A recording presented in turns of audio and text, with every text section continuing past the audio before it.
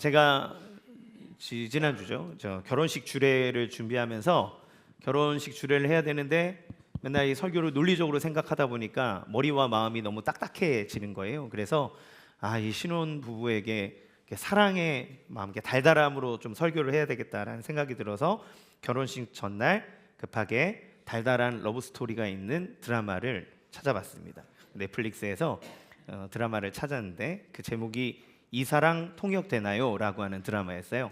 이제 이게 시리즈 있으니까 두 편을 딱 보고 이제 주례를 하러 갔거든요. 달달하고 이제 사랑스러운 마음으로.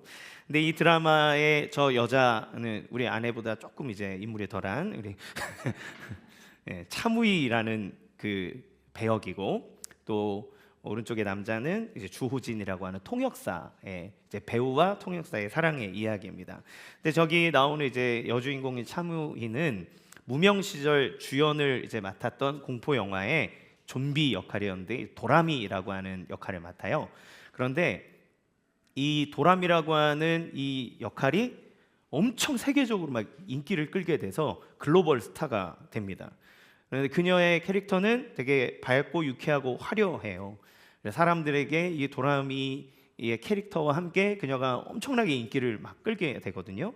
그런데 그렇게 밝고 유쾌하고 화려한 그녀 안에는 아무도 모르는 또 다른 자아가 있었는데 그게 바로 이제 도라미라고 하는 저 인물이 나옵니다. 그래서 시상식에 가면 얘 눈에만 제가 보여요.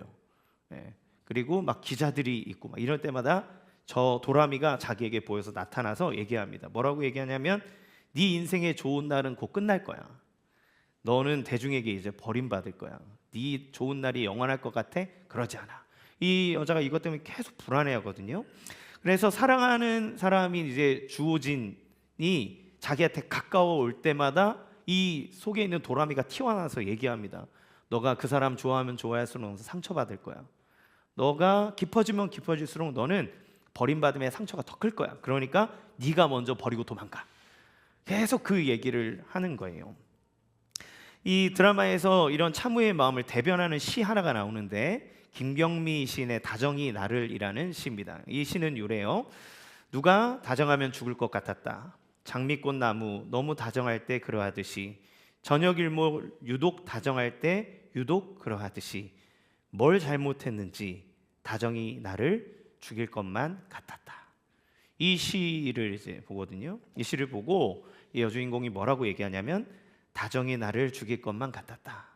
맞아. 다정이 무섭지. 언젠가 끝난다고 생각하면 다정만큼 무서운 게 없지. 이렇게 얘기해요. 이 다정함이 끊어질 거에 대한 두려움 때문에 이렇게 하는 거죠. 그러니까 누군가에게는 다정함이라고 하면 그거는 위로고 따뜻한 온기잖아요. 그런데 이 차무희라고 하는 여자에게 다정함은 오히려 공포인 거예요. 버림받을 거에 대한 공포. 언젠가는 이 다정함이라는 것이 끝날 것을 알기 때문에 따뜻해질수록 두렵고 가까워질수록 더 무너집니다. 그래서 그녀는 차라리 처음부터 계속 거리를 두고 미친 거예요. 보고 싶어 미치겠는데 계속 밀쳐내는 거예요. 드라마가 이걸 아주 너무 잘 시각해서 심리와 사람의 마음 이것들을 너무 잘 표현했다는 생각이 들었어요. 드라마가 특별히 이것을 시각화해서 얘기했지만 비단 이것은 차무희만의 이야기가 아닌 것 같습니다. 우리 안에도 우리에게 말하는 도라미가 있어요. 이름은 없지만 이 소리는 매우 익숙합니다. 봐봐, 너는 실패할 거야. 너는 사랑받을 자격이 없어. 하나님이 너 같은 사람을 사랑하겠니? 주님이 십자가에 못 박혀 죽기는 했지만 그건 너는 아닐 거야. 네 하는 꼴을 봐. 우리가 세상에 어떤 일이 일어나고 어려운 일을 당할 때마다 우리 안에 내면에는 거 봐. 너는 편한 꼴을 못 보는 거야. 이러면서 우리 안에 그런 도라미가 계속 우리의 마음을 얘기하는 거죠. 그 목소리는 어디서 왔을까?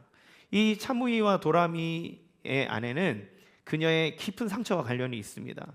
오랜 상처 안에서 버림받은 순간 그가 가면을 쓰고 생활해야 됐던 모든 실패의 기억들, 거절의 경험들, 그것이 그 안에 있었던 것처럼 우리들도 우리가 과거에 있었던 관계의 상처, 그리고 실패의 경험들, 거절의 경험들, 기대했던 것이 무너졌던 모든 상황들, 이런 것들이 우리 안에 가득해지면서 이것이 우리에게 계속 말을 거는 거죠.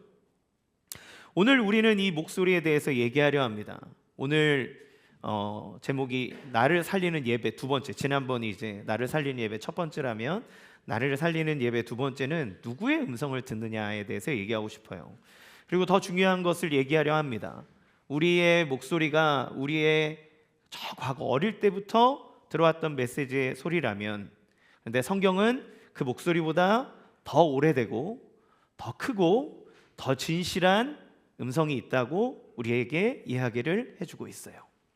이사야서 43장 4절에서 나라가 망해져가는 이스라엘을 향해 하나님이 이렇게 얘기합니다.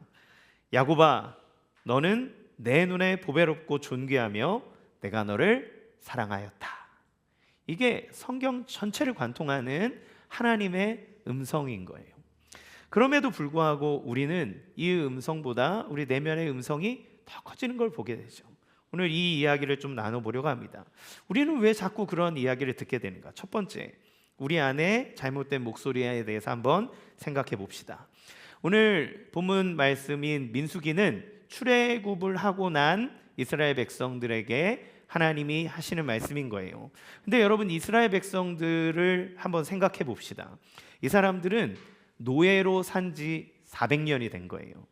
400년이면 이렇게 한두 해, 몇십 년이 아니라 400년이면 할아버지의 할아버지의 할아버지 때부터 그런 겁니다. 우리나라가 일제 잔재 36년 동안 일제 통치를 받고 난 다음에 그 문화의 파급력이 얼마나 셌는지, 제가 76년생이거든요. 근데 저 어렸을 때 와레바시, 스매끼리, 닭광, 이런 거, 그렇게 불렀거든요. 45년도에 해방이 됐어도 76년생인 제가 어렸을 때 그렇게 부르는 이야기를 했단 말이에요. 30 몇 년인데. 그러면 400년 동안 노예로 살았다는 건 어떤 의미인지 한번 상상해 봅시다. 그들은 태어날 때부터 채찍 소리 듣고 산 거예요. 태어날 때부터 넌 태생이 아무것도 아니라는 이야기를 들은 겁니다. 그는 태어날 때부터 너는 네 자아가 없다고 얘기를 듣는 거예요. 너는 벽돌 굽고 내가 시키는 대로 해야 된다. 이 얘기를 우리 아버지 어머니 들었고, 할아버지도 들었고, 그 위에 할아버지 들었고, 할아버지 들은 거예요. 계속 그 얘기를 들으면서 살아온 그 사람들의 마음의 상태가 어떨까? 이것이 반복된 거죠. 그런데 하나님이 모세를 통해서 그들을 이집트에서 끌어냈습니다. 홍해가 갈라지는 기적을 봤습니다. 파라오의 군대들이 수장당하는 놀라운 승리의 역사를 경험하고 목격했습니다. 그야말로 하나님의 전능하심을 온몸과 삶으로 다 경험한 거예요. 그런데 이상한 일이 벌어지죠. 그렇게 하나님을 목도했음에도 불구하고 광야에서 조금만 어려운 일이 생기면 무너져 버립니다. 물이 없으면 막 죽을 것 같다. 하나님 우리 죽이려고 그러는 거 아니냐? 그러고 배고프면 배고픈 대로 막 폭동 일으키려고 그러고 난리도 아닌 거예요. 가나안 땅을 정탐하고 들어온 12명의 정탐꾼 중에 10명이 이렇게 얘기합니다. 민수기 13장 33절 시작. 거기서 네피림 후손인 아낙 자손의 거인들을 보았나니 우리는 스스로 보기에도 메뚜기 같으니 그들이 보기에도 그와 같았을 것이니라. 우리는 스스로 보기에도 메뚜기 같았다. 자기를 그렇게 얘기하는 겁니다. 여러분, 이 사람들이 어떤 사람입니까? 10가지 재앙을 목격한 사람들, 홍해가 갈라지는 걸 목격한 사람들, 반석에 물이 나오는 걸 목격한 사람들. 여러분, 수도 없는 하나님의 기적을 경험했던 사람인데 뭐라고 자기들을 얘기하냐면 우리는 메뚜기 같다 이렇게 얘기하는 거예요. 기적이 부족해서 그럴까요? 아니요. 기적은 차고 넘쳤습니다. 400년 동안 뼛속 깊이 새겨진 그 자아상과 정체성의 목소리가 기적보다 더 크게 들리는 거예요. 몸은 이집트를 빠져나왔지만 그들의 마음과 정신이 여전히 이집트 안에 있었기 때문에 그렇습니다. 영화 쇼생크 탈출, 정말 명작이잖아요. 거기에 보면 비중 있는 인물은 아닌데 그 감옥에 있는 도서관의 사서처럼 일하던 그 브룩스라는 노인이 나옵니다. 이 사람이 출소를 해요. 출소를 하는데 자유를 얻었잖아요. 근데 자유를 얻었는데 행복하지가 않은 거예요. 왜냐하면 너무 오랫동안 감옥에 짜여진 생활을 막 하다 보니까 막상 자유가 딱 주어졌는데 자기가 뭘 해야 될지 모르고 화장실 가는 것도 허락받아야 되고 이 생활에 자기가 적합하지 않다라고 하는 거를 깨닫게 됩니다. 그리고 어떻게 하냐면 집 이렇게 나무에다가 브룩스 여기 왔었다 얘기해놓고 목매달아 자살해요. 자유를 누릴 수가 없는 거죠. 자기의 삶이 두려운 거예요. 심리학자 칼 로저스라는 사람은 우리는 어린 시절부터 이렇게 해야만 사랑받는다는 조건부 메시지를 반복적으로 받다 보면 나 자신 그 메시지 자체가 나에게 진실이 되어버린, 진리가 되어버린다, 이렇게 얘기를 해요. 그리고 많은 심리학자들은 우리가 어렸을 때부터 받아온 반복적인 그 누군가에게 들은 이야기가 나 안에 가짜 뉴스처럼 나를 이렇게 나락으로 끌고 간다, 이렇게 얘기합니다. 그러니까 우리는 예수님을 믿으면 구원을 받고 하나님, 우리의 자격이 아니라 은혜로 구원받는다는 하나님의 그 사랑의 메시지, 복음을 들으면서도 끝없이 항상 하나님 앞에 나갈 때마다 거 봐, 네가 해온 삶의 궤적을 봐. 하나님이 너를 기억하겠냐? 하나님이 너를 사랑하겠냐? 하나님이 너를 도와주겠냐? 너가 그럴 만한 자격이 있냐? 이게 우리 안에 계속 일어나는 거예요. 계속 은혜의 말씀을 들어도 우리는 과거의 율법으로 해결하는 모습이 있습니다. 요한복음 4장에 보면 수가성에 있는 여인이 우물가에서 예수님과 대화하는 장면이 나와요. 근데 그녀가 딱 이런 사람입니다. 혈통적으로 사마리아 사람이었어요. 당시에 유대인들은 피가 섞이는 것을 아주 극도로 싫어했는데 사마리아 사람은 북이스라엘 출신들이 피가 섞여 나오는 혼혈족이었기 때문에 유대인들에게 있어서는 걔보다, 이방인보다 더 더럽고 저주받은 존재로 여겼습니다. 그러니까 태생이 저주받은 혈통인 거죠. 그리고 남편이 5명이 있었습니다. 그러면 여러분 주변에 남편이 5명 거쳐간 여자를 보면 지금 아무리 자유분방한 연애 시대를 한다 그래도 남편이 5명이었다 그러면 다 수근수근 될 거예요. 그렇죠? 왜? 저 여자가 뭐 때문에 그러냐? 너무 물란한 거 아니냐? 몸 함부로 굴리는 거 아니냐? 왜 저러고 사냐? 제가 문제가 있는 거 아니냐? 뭐 온갖 소문들이 다 날 겁니다. 그러니까 그녀가 정오에 가장 떼어볕에 아무도 사람들이 돌아다니지 않는 시간에 우물을 길러 갔는 이유가 그럴 것이라고 많은 성경학자들이 얘기하죠. 사람들의 시선이 두려운 거예요. 그녀에게는 누군가 따뜻하게 대할수록 그것이 끝날 것을 알기에 두려워했으므로 이 남자, 저 남자, 저 남자를 갈아타는 결혼 생활을 반복할 수밖에 없는 거죠. 인생의 목마름이 있는 그때 예수님을 만납니다. 근데 예수님 만날 때 그녀가 뭐라고 얘기하나요? 당신은 유대인인데 왜 나한테 물을 달라 그럽니까? 예수님을 딱 경계하죠. 예수님에 대해서 다가가지 못하는 모습을 봅니다. 여러분, 이게 우리의 예배를 방해하는 마음이에요. 하나님 앞에 나왔지만 여전히 하나님의 목소리, 하나님의 음성, 하나님이 우리에게 요구하시는 것들을 알지 못하고 내 안에 있는 나를 설명하는 그 무언가가 계속 나에게 이야기를 합니다. 너는 그럴 만한 자격이 없다고, 네 상황을 보라고, 네 주제를 알라고 계속 얘기하는 거죠. 그런데 성경은 이걸 뭐라고 얘기하냐면 우리 안에 우상이라고 말해요. 여러분, 금이나 은으로 만든 것만이 우상이 아니라 하나님이 아닌 자기의 음성을 신뢰하는 것. 그렇죠? 나르시시즘이라는 건 자기애잖아요. 여러분, 우리 자기애 그러면 나 잘생겼어, 나 예뻐, 난 대단해, 이런 것만 생각하잖아요. 근데 진짜 심리학적으로 나르시시즘은 뭐냐면 자기에게 문제가 없다고 생각하는 겁니다. 그러니까 자기 안에 문제가 없다고 생각하는 거는 자기가 틀렸고 지금 이렇게 어려운 상황 속에서도 자기가 잘못된 길을 가고 있다는 걸 인정하지 않는 상태를 얘기해요. 그러니까 우리는 되게 아이러니하죠. 뭔가 삶에 실패가 있고 어려움이 있는데 하나님이 얘기하셔도 아니야, 저 얘기가 아니라 내가 생각하는 이야기가 맞아. 그래서 끊임없이 자기의 이야기를 수긍하면서 거기에 상처받으면서 나락으로 계속 떨어지는 거예요. 그러니까 하나님의 사랑을 가로막는 우리 안에 깊은 왜곡된 자아상은 교만에서부터 오고 그 교만은 하나님을 떠난 죄 안에서 온다는 걸 보게 됩니다. 그러니까 하나님의 음성을 듣지 못하는 것, 하나님이 말씀하신 것보다, 하나님의 기적과 하나님의 사랑보다 내 안의 경험과 내 안의 생각이 하나님처럼 되어 있는 상태, 이것이 우리의 예배를 방해하고 하나님의 음성을 듣지 못하게 하는 중요한 문제인 거죠. 근데 이 지점에서 우리는 놀라운 반전을 생각해 볼 수 있어요. 뭐냐면 예배는 우리가 하나님 앞에 드리는 거라고 생각하지만 항상 하나님이 먼저 찾아오신다는 거예요. 이 수가성 여인에게도 예수님이 찾아오셨습니다. 유대인 랍비라면 사마리아 땅을 밟지 않아요. 그런데 요한복음에는 이렇게 기록합니다. 사마리아를 통과해야 하겠는지라 이렇게 얘기해요.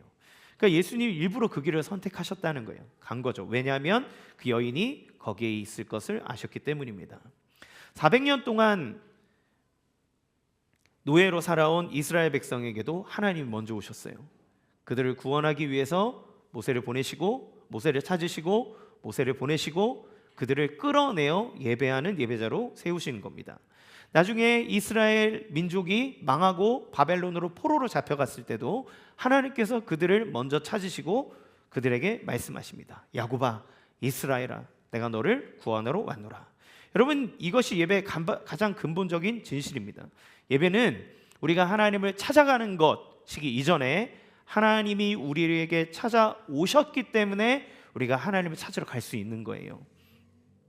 우리가 예배당의 문을 열고 들어올 때 하나님이 이미 여기에서 우리를 기다리시는 겁니다. 여러분, 제가 5분 일찍 오세요, 그거는 우리가 하나님보다 먼저 와서 기다리라는 의미가 아니에요.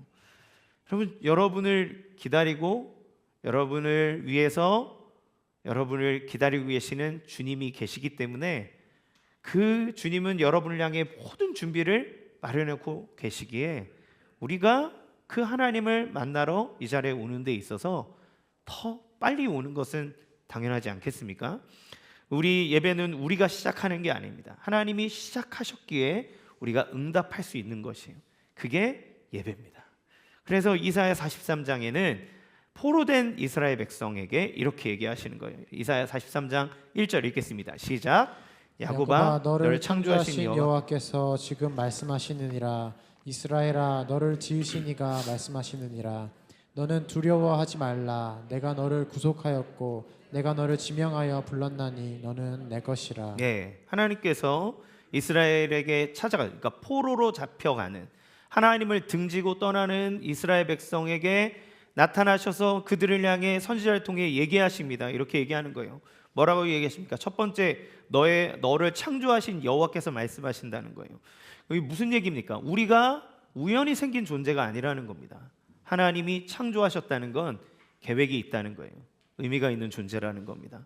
여러분, 그냥 우리 모르는 남자 여자가 만나가지고 그냥 우연히 생겨난 게 우리가 아니라 하나님이 우리의 이름을 아시고 너희를 향한 계획을 갖고 있다라고 성경은 얘기하는 거예요. 우리 존재 자체가 그냥 우연히 어떻게 실수로 생겨난 존재가 아니라 하나님의 작품이고 하나님의 은혜의 계획 안에 있는 존재라고 얘기합니다.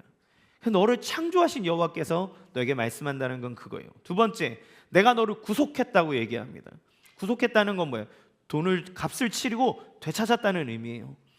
여러분, 우리가 구원받았다는 건 우리가 스스로 쓸모없다고, 우리가 구원받을 만한 자격이 없다고 얘기할 때 하나님은 우리를 되찾기 위해서 어떻게 하신 겁니까? 값을 치른 겁니다. 값을 치른 거예요. 그게 구속이에요. 값을 치렀다는 건 무슨 의미입니까? 값어치가 있다는 거예요. 그만큼 가치가 있다고 하나님이 여기시는 겁니다. 세 번째, 내가 너를 지명하여 불렀나니 라고 얘기합니다. 여러분, 이름을 부른다는 건 뭐예요? 구체적이고 개인적인 관계를 얘기하는 겁니다.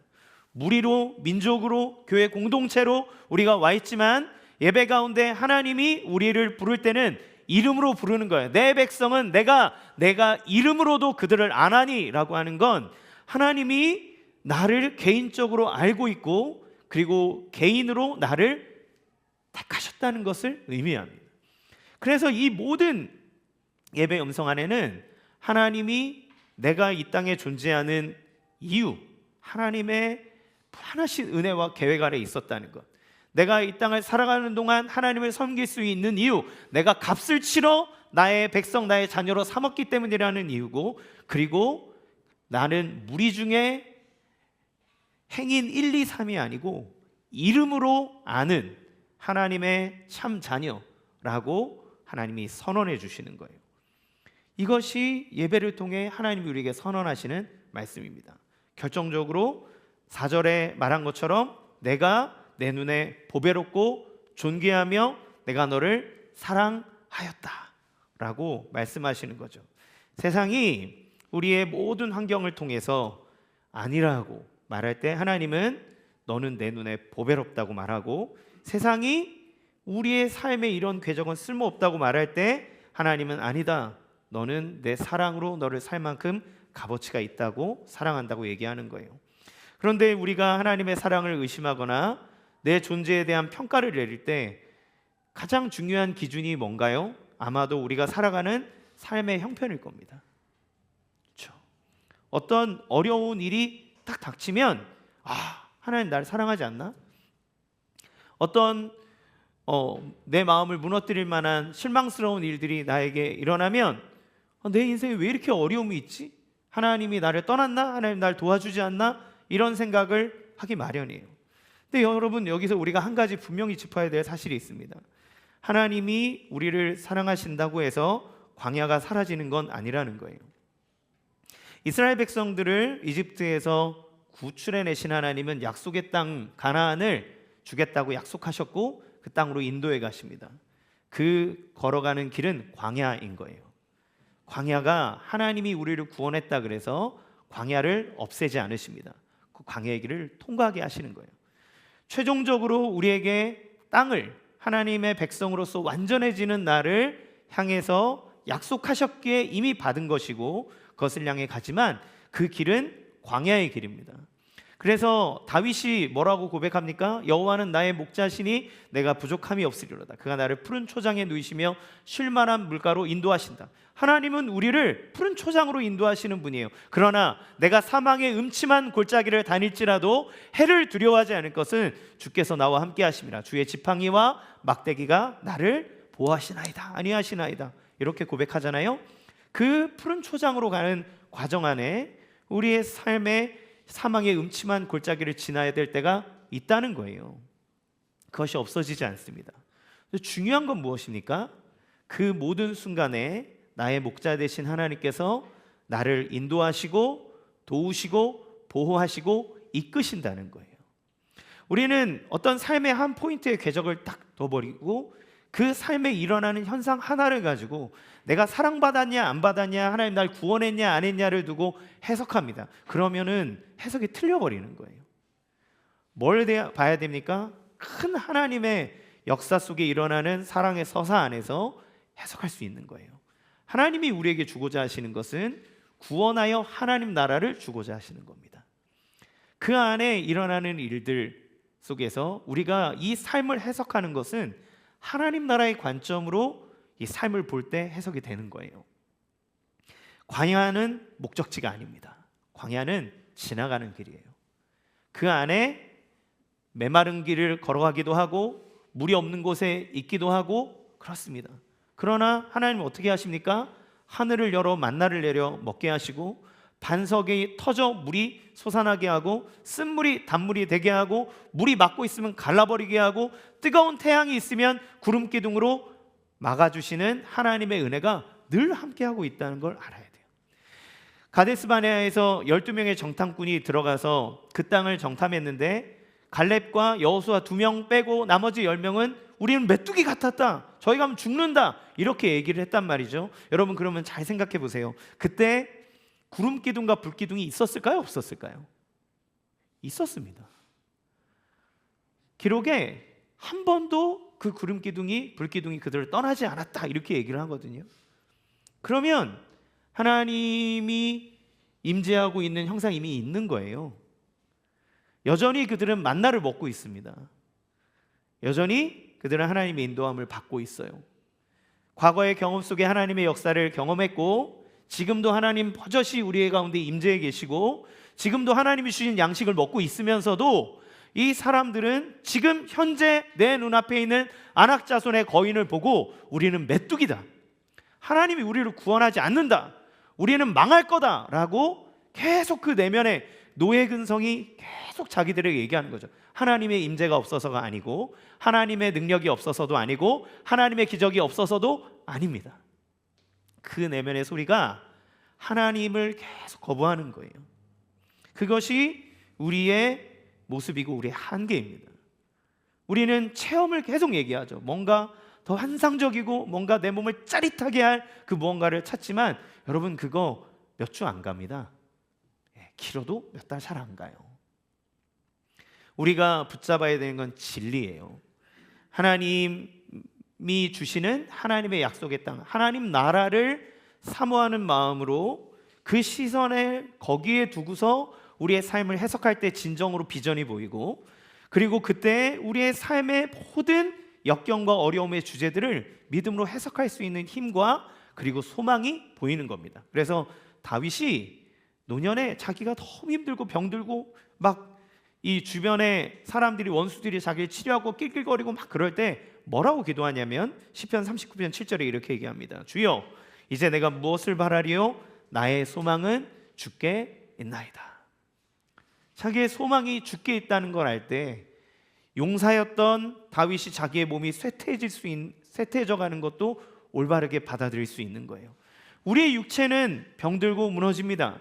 우리가 삶을 살아갈 때 전성기를 탁 치면서 막 물질적으로도 육체적으로도 모든 걸 치지만, 그러나 어느덧 우리의 몸과 우리의 삶, 환경, 이게 막 내리막길을 거는 것들을 경험해요.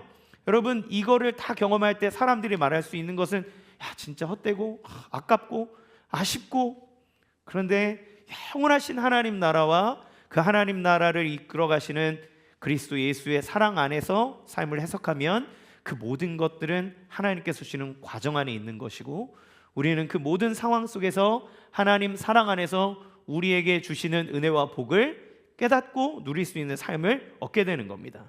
그래서 두 번째, 하나님은 예배 때마다 이걸 얘기하라고 말하시는 거예요. 바로 민수기의 축복입니다. 예배 때마다 이걸 선포하도록 하신 거예요. 하나님이 예배를 통해 하고 싶은 말이 이겁니다. 6절 같이 읽어보겠습니다. 6장 우리 아까 본문 24절에서 26절 읽어보겠습니다. 시작. 여호와는 내게 복을 주시고 너를 지키시기를 원하며, 여호와는 그의 얼굴을 내게 비추사 은혜 베푸시기를 원하며, 여호와는 그 얼굴을 내게로 향하여 드사 평강 주시기를 원하노라 할지니라 하라. 아멘. 여러분, 하나님은 모세에게 얘기합니다. 제사장에게 명해서 이스라엘 백성들이 모일 때마다 끝날 때 항상 이 축복을 선포하라고 하는 거예요. 왜 이걸 계속 얘기하라 하셨을까? 여러분, 배경 다시 생각해 봅시다. 광야를 지나고 있는 이때 하나님은 이들을 아시는 거예요. 광야를 지나면 힘든 일이 있는데 이 백성이 얼마나 흔들릴지 하나님 아시는 겁니다. 400년 동안 쌓여 있었던 노예 근성들, 그리고 자기의 삶을 무너뜨리는 그들의 속 메시지들 하나님 아시는 거죠. 그래서 하나님 예배 때마다 이 말씀을 선포하게 하는 거예요. 매번 반복해서 하나님 얘기해 주시는 겁니다. 너희는 복받은 존재다. 너희는 노예가 아니라 하나님의 거룩한 자녀다. 하나님이 너희를 택하셨다. 하나님 너에게 복 주기 원한다. 너희가 가는 곳마다 하나님의 은혜와 역사가 나타난다. 하나님이 너희를 향하여 얼굴을 들어 너를 쳐다보기를 좋아하신다. 하나님은 너에게 빛을 비추신다. 너희가 가는 곳에 하나님의 은혜가 있다. 이거를 예배 때마다 반복해서 사람들에게 선언하고 얘기해 주는 거예요. 여러분, 축도는 목사가 능력이 있어서 축도하는 게 아닙니다. 여기에 뭐라고 얘기했냐면 제사 증복 그렇게 하라 그랬어요. 하나님이 복 주겠다는 거죠. 우리 안에 부정적인 목소리는 하루아침에 사라지지 않습니다. 그래서 예배가 필요한 거예요. 하나님 예배로 우리를 부르십니다. 예배는 언약의 갱신이다. 지난번에 얘기 드렸잖아요. 우리는 언약의 갱신, 약속의 갱신 이러면 부정적인 생각이 있어요.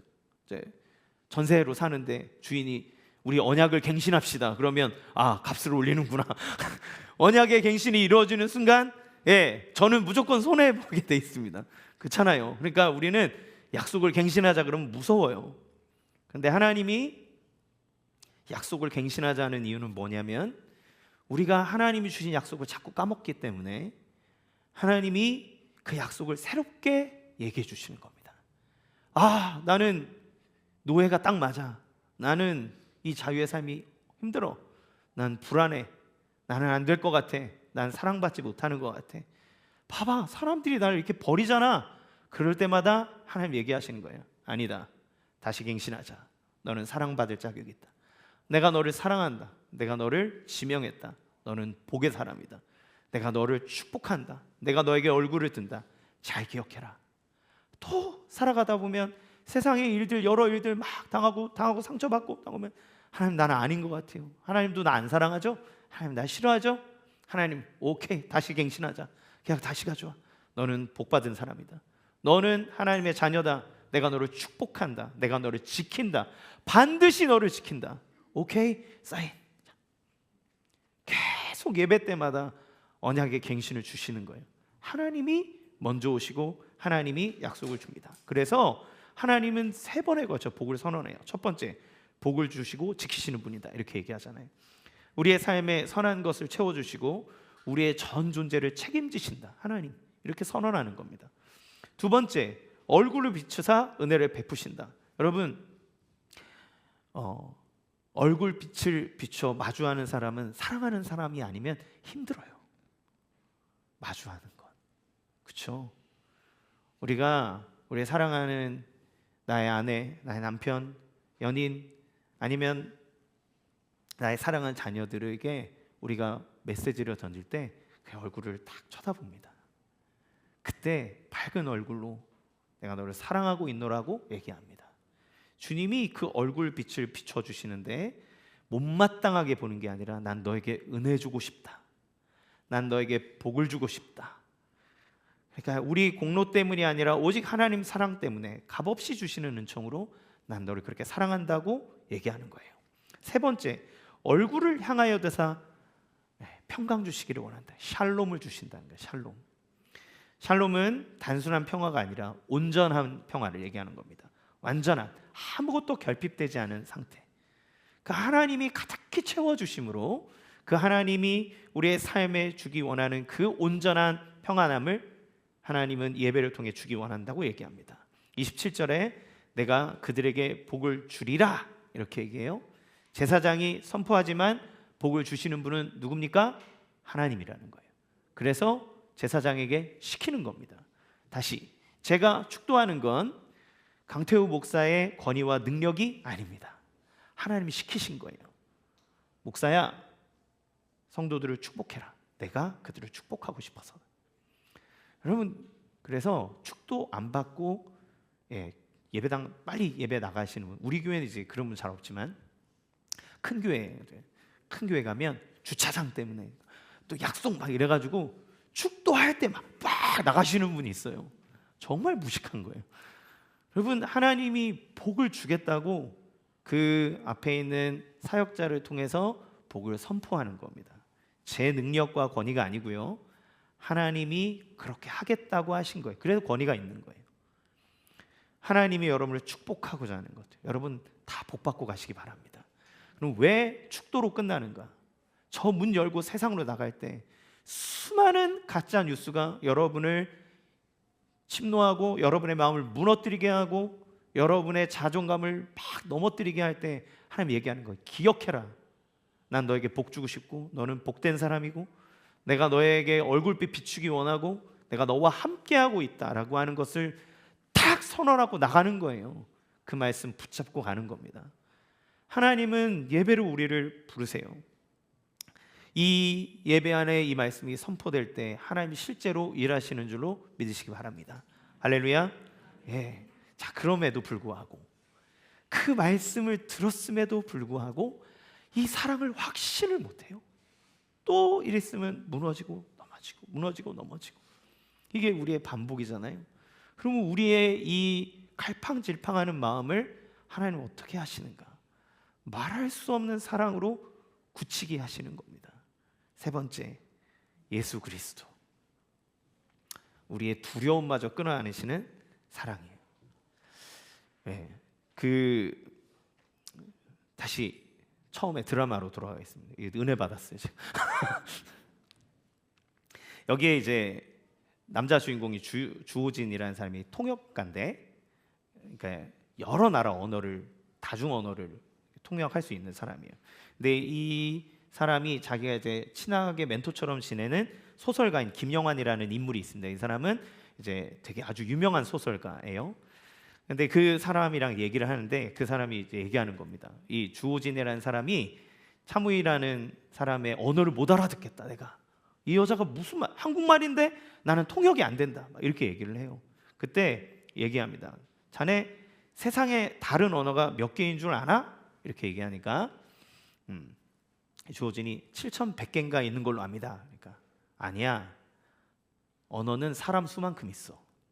사람들은 각각 다 자기 말을 해. 이렇게 얘기해요. 그래서 자기가 자기 말대로 하고 자기 말 생각대로 받아들이기 때문에 그래서 다 막말을 하고 산다 얘기합니다. 그래서 이 사람이 그 여자의 말을 못 알아들으니까 그때 뭐라고 조언을 주냐면, 자네 못 알아듣는 채로 그냥 둘 건가? 통역가라는 사람이 모르는 말이 있으면 배워야지. 그렇게 얘기를 해요. 그때 이 남자 주인공이 딱 깨달음을 얻고 그 여자에게로 막 갑니다. 그러면서 그녀의 언어를 배우기 위해서 용기를 내서 다가가고, 여자가 밀쳐내면 인내하면서 다가가고, 밀쳐내면 인내하면서 다가가고, 계속 그래요. 그래서 이 아까 여자 주인공이 다정함이 자기는 두렵다, 무섭다, 막 공포스럽다 이렇게 얘기하잖아요. 이 주호진이라는 사람이 그 다정을 무서워하는 그녀의 연약함과 그런 두려움마저 끌어안아 버립니다. 언젠가 이 다정함도 끝날 것 같아서 무섭다. 그래 나는 당신을 미친다. 그러면 당신이 날 밀어내면 내가 또 가면 되지 않냐.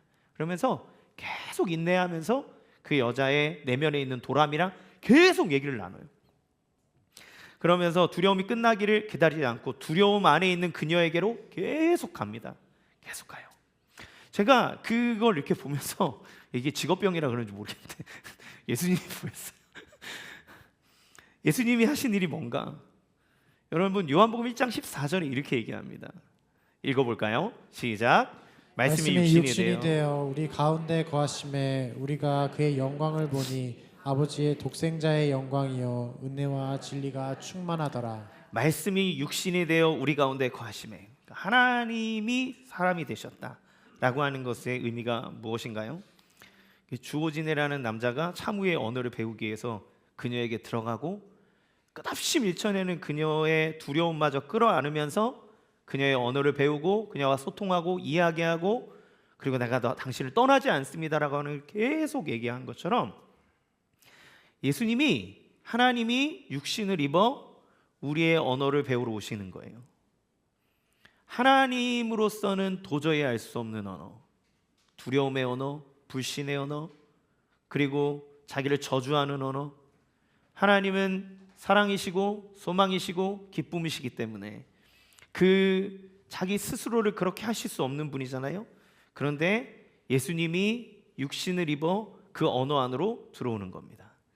예수님의 배고픔과 두려움, 외로움, 배신의 아픔, 죽음의 공포, 그 모든 언어 안으로 들어와서 예수님은 겟세마네에서 십자가에 죽으시기 전에 담대히 십자가를 받으신 게 아니라 두려움 속에서 아버지 할만하시거든 이 잔을 내게서 옮겨주십시오라고는 두려움의 기도를 드렸고, 예수님은 그 모든 상황 안에서 제자들이 자기를 배신하는 배신의 말을 받으셔야 했어요. 그 안으로 직접 오시는 겁니다. 하나님이 우리의 언어를, 우리의 마음을 배우러 안으로 들어오시는 거예요. 더 나아가 우리의 죄와 수치와 실패를 끌어안으십니다. 어디에서요? 십자가에서 끌어안으시는 거예요. 우리가 가장 두려워하는 것, 가장 숨기고 싶은 것, 우리 안에 도라미가 뭐 하면 나와서 계속 긁어대는 그것 때문에 너는 하나님 앞에 나갈 수 없다라고 하는 걸 아시면서도 그걸 다 끌어안기 위해서 우리에게 오셨다라고 하는 것, 그것이 바로 복음입니다. 우리도 그렇잖아요. 하나님이 두렵잖아요. 실수하면 어쩌지, 내가 또 넘어지면 하나님이 용서하셨다는데 내가 또 이런 상황이면 언제 내가 버림을 받을지 모르겠다라고 하는 것. 그래서 하나님은, 예수님은 그 남자 주인공이 여자 주인공을 끌어안는 것처럼 우리를 끌어안으시는 거예요. 너가 밀쳐내면 내가 간다, 계속 간다. 포기하지 않고 다정하시는 것, 그것이 복음입니다. 로마서 5장 8절 읽겠습니다. 시작. 우리가 아직 죄인 되었을 때 그리스도께서 우리를 위하여 죽으심으로 하나님께서 우리에 대한 자기의 사랑을 확증하셨느니라. 우리가 준비되었을 때, 충분하게 변화되었을 때 사랑하신 것이 아니라 아직 죄인 되었을 때, 우리 안에 도라미가 미친 듯이 날뛰고 있어서 우리로 하여금 온전히 우리 자신을 인정할 수 없고 받아들일 수 없을 때, 그때 사랑을 확증하셨다. 그래서 우리는 영과 진리로 예배를 할 수 있는 겁니다. 그 주님이 우리에게 그렇게 오셨기 때문에. 요한복음 4장에서 예수님은 우물가 여인에게 이렇게 말씀했어요.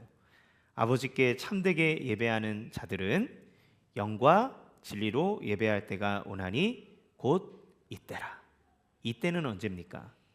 바로 그 순간, 예수님이 여인에게 오신 그 순간 비로소 그녀는 참된 예배를 드릴 수 있는 존재가 된 겁니다. 왜요?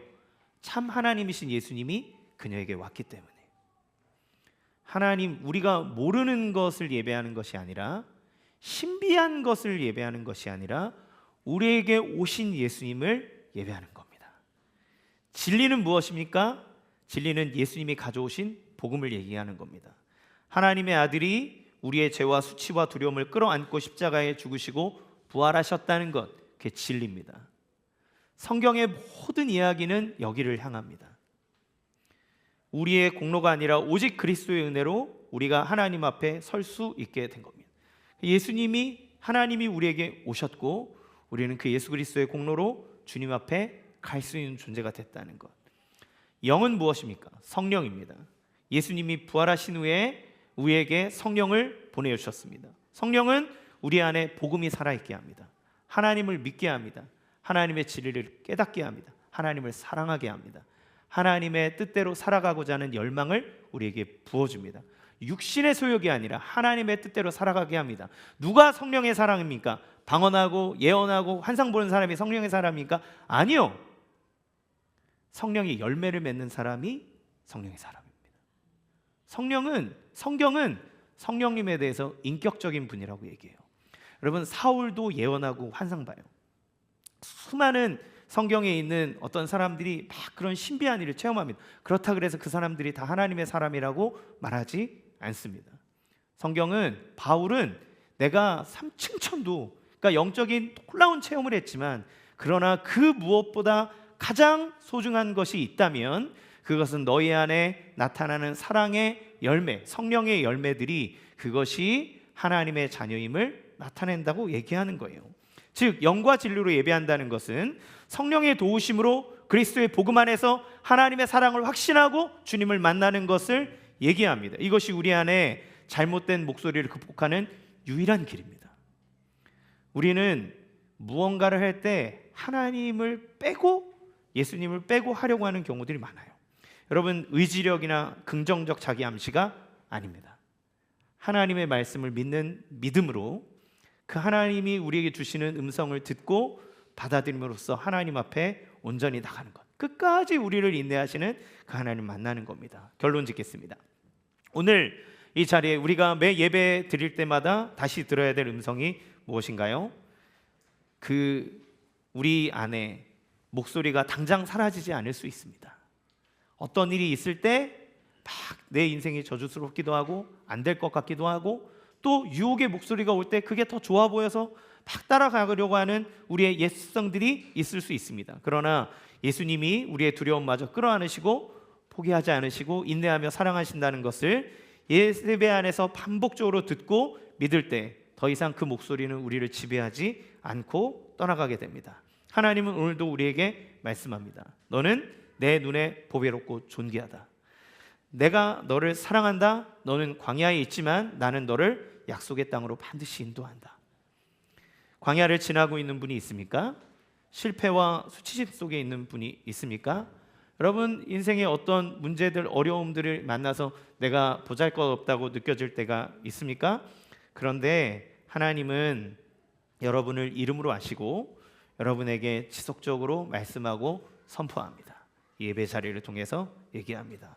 정오의 떼약볕 아래 혼자 있던 그 여인에게 찾아오셔서 진리된 생수를 주셨던 것처럼 우리의 안에 삶의 문제로 인해 갈급하고 메말라 있는 우리의 심령 안에 하나님께서 영혼의 우리의 구원의 생수를 주십니다. 십자가상에서 당신이 목마르심으로 우리의 영혼과 우리의 마음을 적셔주시는 생수를 주시는 분이 하나님이십니다. 그래서 우리의 두려움마저 끌어안으면서 말씀하시는 거예요. 내가 주는 물을 마시는 자는 영원히 목마르지 아니하리라. 너는 내게로 와서 마셔라. 너는 내게로 와서 이 음성을 들어라.